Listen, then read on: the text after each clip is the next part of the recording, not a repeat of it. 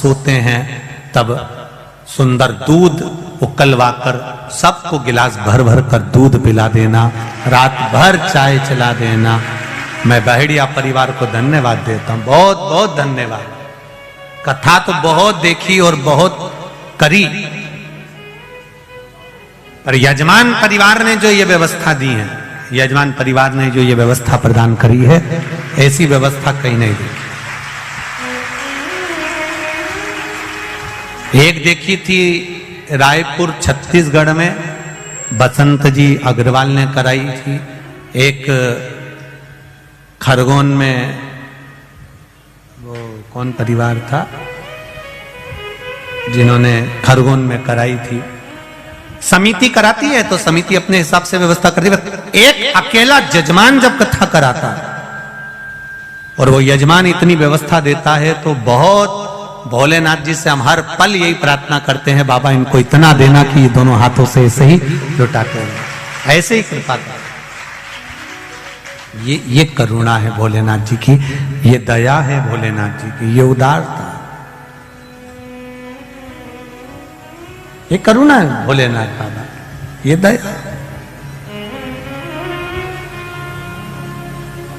और फिर कहकर जा रहे हैं, इस व्यासपीठ से इतना जरूर कहूंगा, जहां जहां शिव पुराण कथा करी है वहां वहां से लोगों ने डबल से फोन लगाया है कि एक बार शिव पुराण फिर दे दीजिए। मेरा बाबा शिव पुराण कराने के बाद इतनी कृपा कर देता है, इतनी दया कर देता है कि जितना लोग बाबा के लिए खर्च करते हैं उससे 1000 गुना बाबा फिर दे देता है। ये शिव कृपा, ये उदार, ये करुणा, बाबा फिर दे दे। ये उसकी उदारता है, ये उसकी करुणा।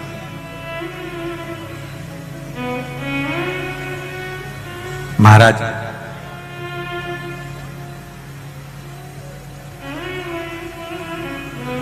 प्रसाद मांगा जाए वो एक अलग प्रभाव है, प्रसाद देने वाला आवाज लगाए, ए भैया इधर आओ, ले प्रसाद लेकर जाओ। कितना सुंदर कहा है स्कंद पुराण के अंदर। एक बार हमने पहले भी कथा में कहा, शिव महापुराण का एक संवाद की सबसे ज्यादा नरक में कौन जाता है, तो कहा प्रसाद बांटने वाला जाता है।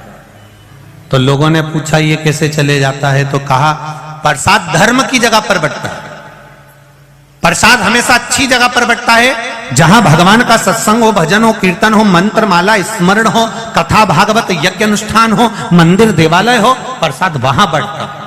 तो प्रसाद बांटने वाला नरक क्यों चले जाता है, तो कहा प्रसाद बांटने वाला जब प्रसाद बांटने खड़ा होता है, अपना वाला आया तो हाथ इतना बड़ा हो जाता है और पराया आया तो हाथ छोटा हो जाता है, इसलिए वो नरक चले जाता। पर आज इतने समय के बाद प्रसाद शिव महापुराण में एक बात फिर कहने जा रहे हैं, स्कंद पुराण की, पद्म पुराण की, गर्ग संहिता की और शिव महापुराण की एक बात आज आप लोगों को कहने जा रहे हैं जो अभी तक नहीं कही। शिव महापुराण के अंतर्गत कहा, प्रसाद देने वाला व्यक्ति जब किसी को बुलाकर अपना हाथ लंबा कर कर प्रसाद देता है तो वो भगवान विष्णु के बैकुंठ द्वार में, भगवान विष्णु के बैकुंठ में जहां माता लक्ष्मी जी भोजन बनाती है, लक्ष्मी जी भोजन बनाकर रख देती है, परसने का कार्य उसी व्यक्ति को दिया जाता है जो हाथ लंबा कर कर बुलाकर प्रसाद देता है।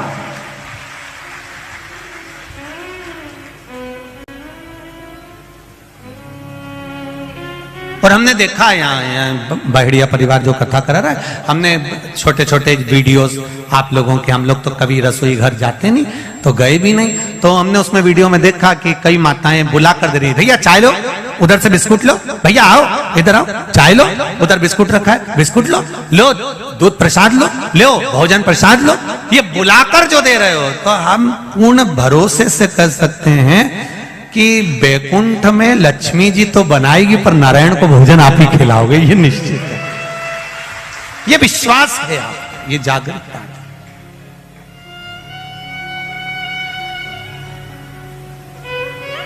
जब बड़ी बड़ी कथाएं का आनंद लेते हैं तो रोड पर भी लोग स्टॉल लगाते हैं, कोई पोया बांटता है, कोई चाय बांटता है, कोई हलवा बांटता है, कोई सामान बांटता है, आवाज लगा के भैया आओ इधर आओ ये लेकर जाओ। सालासर जी जाओ, सालासर जी में मेला हो, खाटू श्याम जी जाओ, खाटू श्याम जी का मेला हो, सांवरिया जी जाओ, सांवरिया जी का मेला हो, आप चार भुजा जी जाओ, चार भुजा जी का मेला हो। बड़े बड़े सेठ स्टॉल लगाते हैं, आवाज लगाते हैं, आओ ले जाओ, दोनों हाथों से लुटाते हैं। मुझे लगता है उन्होंने भी शिव महापुराण दिल से सुनी होगी कि हाथ लंबा कर कर देने वाले के लिए मेरा महादेव हाथ लंबा कर कर करोड़ों लुटा देता है, ये दे देता, ये उसकी उदारता, ये उसकी कृपा है, ये उसकी करुणा है।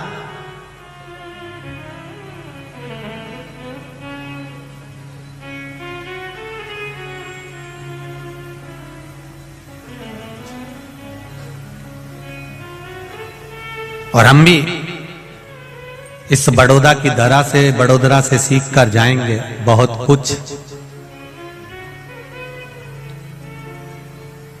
कि 16 फरवरी से 22 फरवरी तक जो सीहोर में रुद्राक्ष महोत्सव होने वाला है, रुद्राक्ष का वितरण और रुद्राक्ष महोत्सव का जो आनंद होने वाला है फरवरी में, हम भी प्रयास करेंगे कि जैसा बहेड़िया परिवार दोनों हाथों से दिल से हम कहना चाहेंगे जहां जहां पर कथा करी है सबसे, कि दिल से आप भी आकर आनंद के साथ हाथ लंबा कर कर खूब लोगों को खिलाओ, चाय पिलाओ, चाहे पोहा खिलाओ, चाहे हलवा खिलाओ, दिल से लुटाइए आनंद के साथ, ये सीख कर जाए। और हम भी पूर्ण आनंद के साथ उस कथा का रस तत्व पूर्व में अति भीड़ होने के कारण बस, परंतु अब की बार व्यवस्थाएं भी उस हिसाब से करें जिससे आप लोगों को रुद्राक्ष अच्छे से प्राप्त हो जाए और उसका आनंद आपके जीवन में मिले। महाराज शिव कथा कह रही है, भगवान देवाधिदेव महादेव का चरित्र कह रहा है।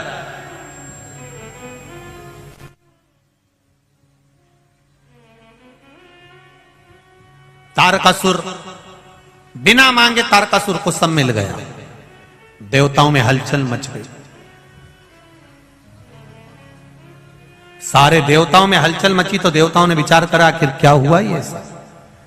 तारकासुर का एक नियम था, बट वृक्ष के नीचे तारकासुर भजन करता है, आंवले के वृक्ष के नीचे तारकासुर भजन करता है, पीपल के वृक्ष के नीचे तारकासुर भजन करता है, शमी के वृक्ष के नीचे तारकासुर भजन करता है। ये हमारा सनातन धर्म कहता है, बट वृक्ष की पूजन करने वाला, बट वृक्ष के नीचे शिव की आराधना करने वाला, लौंग समर्पित कर जल चढ़ाने वाले का जैसे कर्ज मुक्ति होती है, उसी तरह आंवले के वृक्ष के नीचे मात्र ताजा मिष्ठान दूध का बनाकर उस सामग्री को भगवान आंवले के वृक्ष के नीचे पूजन करने से लक्ष्मी और संपदा की वृद्धि होती है। जैसे शमी का पौधा, शमी का वृक्ष, शमी के वृक्ष के नीचे मात्र दूध और जल मिला हुआ जल, शमी के वृक्ष के नीचे मात्र ओघड़दानी अवधूतेश्वर महादेव के नाम से केवल हफ्ते में एक बार भी अगर दूध और जल का मिश्रण शमी के पौधे के नीचे कर दिया जाता है तो कहते हैं शरीर में बड़ी से बड़ी अगर बीमारी है, कहीं कैंसर जैसा रोग है या किडनी लीवर जैसा रोग है, कोई भी तकलीफ, कोई गांठ अगर शरीर में हो गई है तो शमी के वृक्ष के नीचे दूध का जल थोड़ा सा हफ्ते में एक बार अवधूतेश्वर महादेव के नाम से समर्पित कर देने से रोग का निवारण होने लगता है, रोग थम जाता है और उस आगे नहीं बढ़ पाता और उसका इलाज चालू हो जाता है, सुख का अनुभव हो।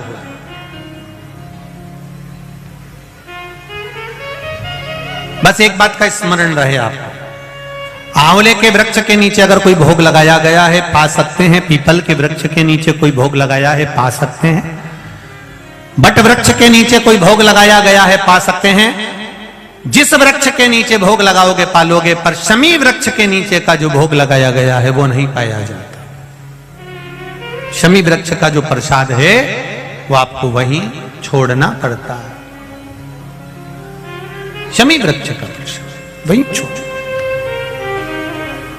शिव कथा कह रही है, तारकासुर ने तारकासुर खूब उपद्रव। अब सारे देवताओं के पास सूचना मिल गई, जाओ 33 कोटि देवी देवताओं ने जाकर तारकासुर से बात करी है।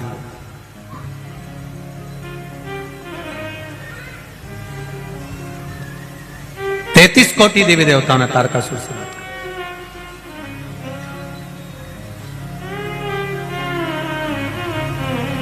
कहा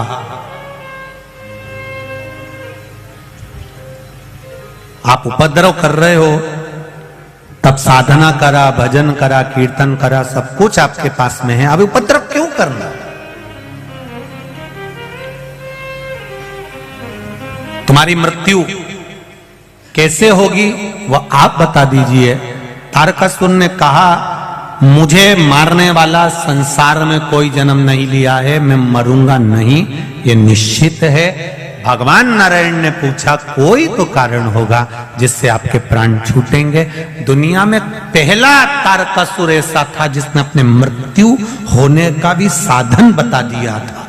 रावण ने यह कभी नहीं कहा था कि मेरे को मारने का साधन यह है कि मेरी नाभि में अमृत है। कंस ने नहीं बताया था कि मैं ऐसे मरूंगा, रावण ने नहीं बताया था कि मैं ऐसे मरूंगा, हिरण्यकशिपु ने नहीं बताया था कि मैं ऐसे मरूंगा, हिरण्याक्ष आदि जितने भी असुर हुए इन्होंने कभी नहीं बताया कि मैं ऐसा मरूंगा। केवल शंकर भगवान का एक भक्त तारकासुर ऐसा था जो भगवान नारायण से कह रहे हैं कि मेरे मरने का साधन एक है, मैं मरूंगा तो शंकर भगवान के पुत्र के द्वारा मरूंगा। अब आप शिव जी का ब्याह करा दो और मेरा वध करा। अब दुनिया का सबसे कठिन काम है शंकर जी की शादी कराना।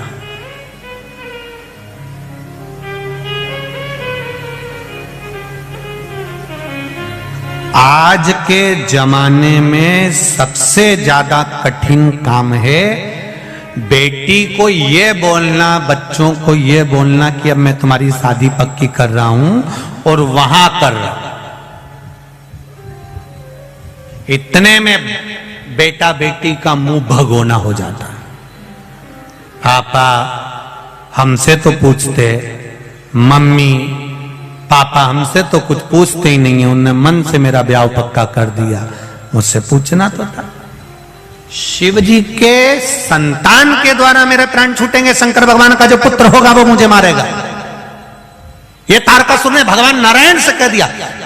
रावण ने कभी नहीं कहा मेरी नाभि में अमृत है, हिरण्यकशिपु ने कभी नहीं कहा कि मैं ऐसे मरूंगा, कंस ने कभी नहीं कहा मैं ऐसे मरूंगा, हिरण्याक्ष ने कभी नहीं कहा मैं ऐसे मरूंगा, पर तारकासुर एक अकेला था, शंकर का भक्त था, इसलिए कह दिया शिव जी के पुत्र के द्वारा मरूंगा। अब तुम शिव जी की शादी कराओ।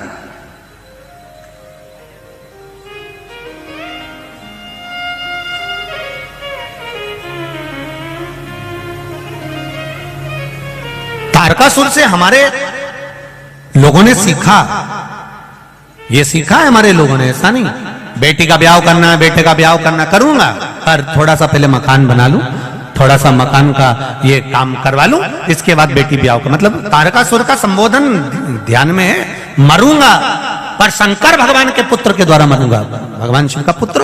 अब शंकर जी तो समाधि में लीन थे, कौन मारे इनको? पहले समाधि तोड़ो। अब समाधि को तोड़ने के लिए सारे प्रयास कर लिए, तब आज ही का दिन मार्गशीर्ष शुक्ल पक्ष की त्रयोदशी कामदेव को बुलाया गया, जाओ कामदेव जाकर समाधि तोड़ो। कामदेव ने तीक्ष्ण तीक्ष्ण बाण चलाए, खूब चलाए, पर शिव जी की समाधि नहीं टूटी। तब समाधि में बैठे हुए देवाधिदेव महादेव को माता सती ने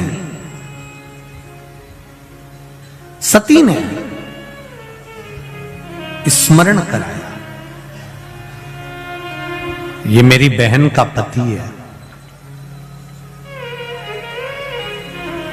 मैं दक्ष प्रजापति की बेटी सती और मेरी बहन है रति, ये रति का पुत्र है, रति का पति है कामदेव। आप मेरे लिए कुछ नहीं करे, कम से कम इनके लिए थोड़ा सा आप नेत्र खोल लीजिए। देवाधिदेव महादेव रिश्तेदारी निभाना जानते थे।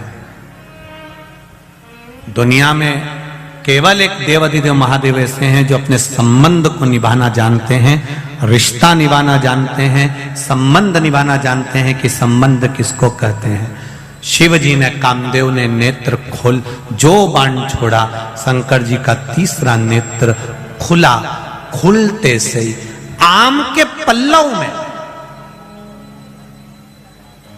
आम के पल्लव में, आम के वृक्ष के ऊपर, आम के पल्लव पर कामदेव छुप कर बैठे थे।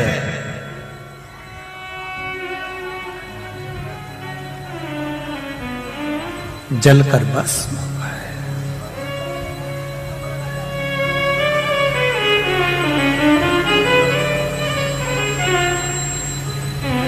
कामदेव ने आम के पल्लव को पकड़ कर रखा था। आम के वृक्ष को, आम के पल्लव को पकड़ कर रखा है कामदेव ने।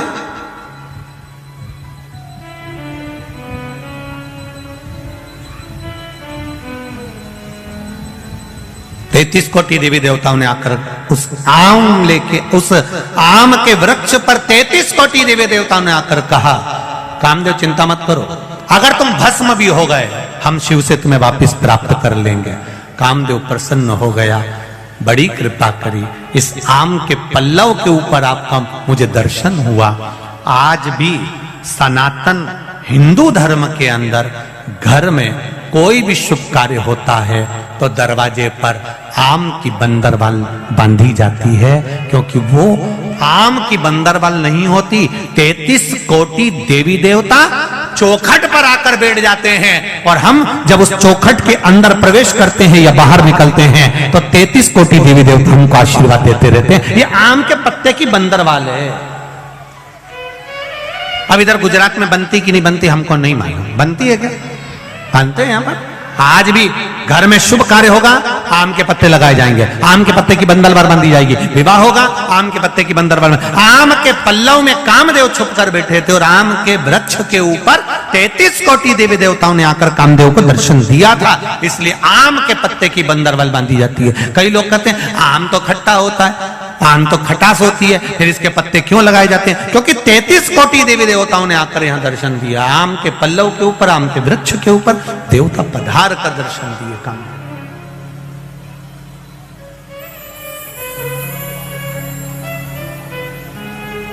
महाराज भगवान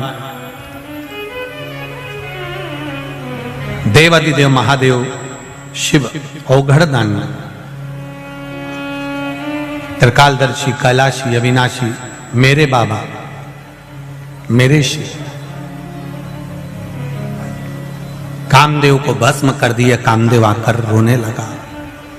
रति, कामदेव की धर्मपत्नी रो रही है, मेरा पति मार दिया केवल देवताओं के हित के लिए, मेरे पति के प्राण छूट गए केवल देवताओं के हित के लिए। भगवान शिव ने, भगवान ब्रह्मा, विष्णु, देव आदि सारे देवताओं ने मिलकर भगवान की स्तुति करी। तब कहा तुम्हारा पति तुमको मिलेगा जब भगवान कृष्ण पृथ्वी पर आएंगे, द्वापर में कृष्ण आएंगे, तब उनके उस पुत्र के रूप में तुम्हारा पति वापिस तुम्हें मिल जाएगा। तब तक इनका शरीर दिखेगा नहीं, पर ये रहेंगे, इनको अनंग कहा जाए। आज वही कौन सी त्रयोदशी है? जम के बोलो जरा, अनंग त्रयोदशी। रति की आंख में आंसू भरा था, मेरा पति चले गया, मैं उनके बिना कैसे रह सकती, मैं भी अपना प्राण त्याग दूंगी। शिव जी ने मना करा, नहीं रति, तुम प्राणों को नहीं त्यागोगे। तुम्हारी तप साधना के बल पर, तुम्हारी तप साधना के प्रभाव से तुम्हारा पति तुम्हें वापस मिलेगा। और कृष्ण अवतार की कथा कहती है, ले जाकर समुद्र में डाल दिया था प्रद्युम्न को, तब उस जगह पर फिर रति महामाया बनकर उसको अपना बल से फिर जीवित करती है, प्राप्त करती है। ये तब साधना है पत्नी की।